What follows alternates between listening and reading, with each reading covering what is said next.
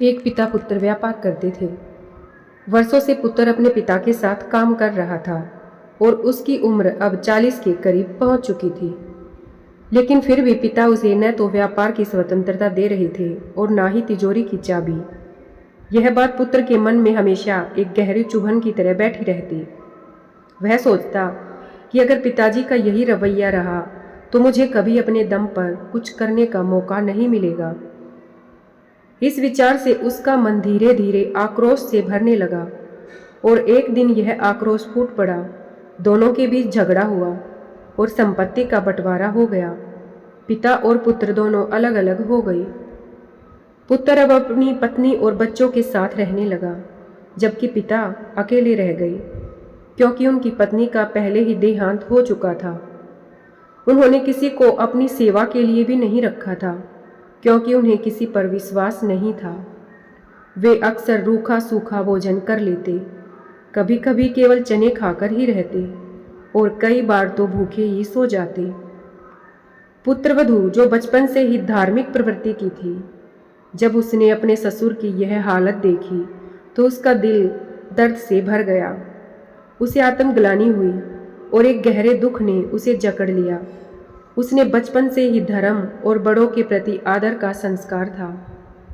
उसने अपने पति को समझाने का प्रयास किया, परंतु पति के दिल में पिता के प्रति कोई संवेदना ही न बची थी। पुत्रवधू ने अपने मन में एक दृढ़ निश्चय किया और उसे अंजाम देने लगी। वह सुबह सबसे पहले अपने पति और पुत्र को भोजन कराकर उन्हें दुकान और विद्यालय भेज देती और फिर स्वयं ससुर के घर चली जाती।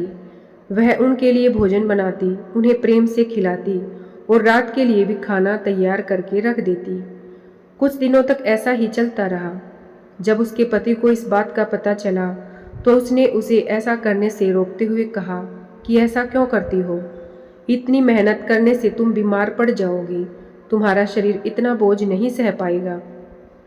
पत्नी ने नम आंखों से जवाब दिया कि मेरे ससुर जी भूखे रहें और तकलीफ में हों, जबकि हम आराम से खाएं पिएं, यह मैं कैसे बर्दाश्त कर सकती हूँ। मेरा धर्म है बड़ों की सेवा करना, उनमें भी तो मेरे भगवान का ही वास है और इसके बिना मुझे शांति नहीं मिलेगी। जब तक उन्हें खाना नहीं खिला देती मुझे अपने भोजन में संतोष नहीं मिलता। भोजन के समय उनकी याद आते ही मेरी आंखों में आंसू आ जाते हैं।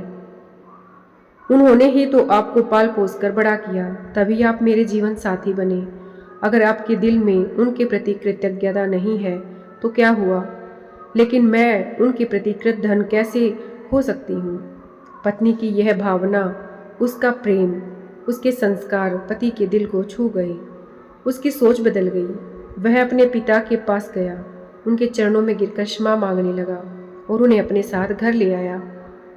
पति पत्नी दोनों मिलकर अब अपने पिता की सेवा करने लगे। पिता ने भी व्यापार का पूरा भार पुत्र को सौंप दिया। इस कहानी से यह सीखने को मिलता है कि जब एक परिवार के किसी एक सदस्य में सच्चा प्रेम, संवेदना और संस्कार होते हैं तो वह पूरे परिवार को एक कर सकता है। धन्यवाद।